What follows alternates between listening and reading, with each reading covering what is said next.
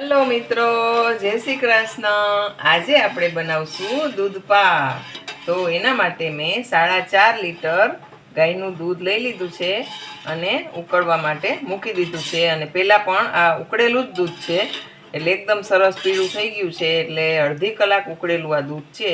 અને એના માટે આપણે બાસમતી ચોખા આટલા લઈ લીધા છે, અડધી વાટકી જેટલા। આને આપણે પલાળી દેશું અને પછી આપણે આમાં નાખશું। ઘણા આમાં ઓછા ચોખા નાખતા હોય છે, એટલે પોતપોતાના સ્વાદ મુજબ હોય। અમારે થોડાક વધારે ચોખા નાખવાના છે, એટલે સારું।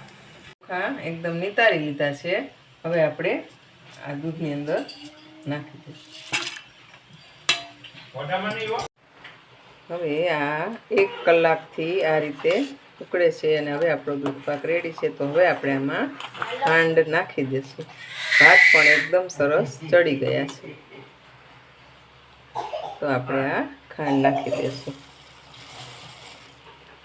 પોતપોતાના સ્વાદ મુજબ ખાંડ બધા નાખતા હોય છે, કોઈ ગળ્યો ખાતા હોય, કોઈ મોરો ખાતા હોય છે, એટલે આપણે આમાં 1 વાટકો ખાંડ નાખી દીધી છે। હવે પાછું આપણે ઉકળવા દઈશું। આમાં કેસર પલાળેલું હતું એ આપણે એડ કરી દઈશું, અને એલચી અને જાયફળ ખાંડેલા છે એ પણ એડ કરી દઈશું।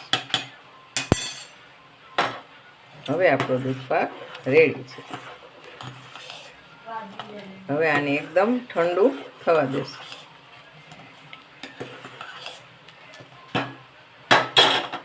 આપણો દૂધ પાક રેડી થઈ ગયો છે। તો આપણે ટ્રેડિશનલ રીતે જ દૂધ પાક બનાવ્યો છે। ગાયનું દૂધ હતું એટલે એકદમ સરસ પીળો થઈ ગયો છે, અને આપણે 5-6 કલાક આપણે ફ્રીજમાં રાખ્યો એટલે એકદમ સરસ થઈ ગયો છે। હવે આપણે આની અંદર થોડા ડ્રાયફ્રૂટ નાખશું, ચારોળી નાખશું અને પછી સર્વ કરીશું।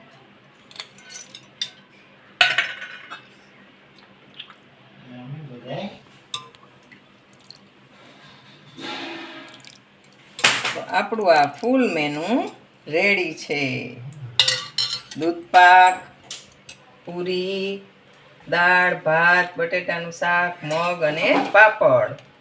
તો આપણી આ ગુજરાતી દૂધ પાકની સાથે ફૂલ ડીશ રેડી છે।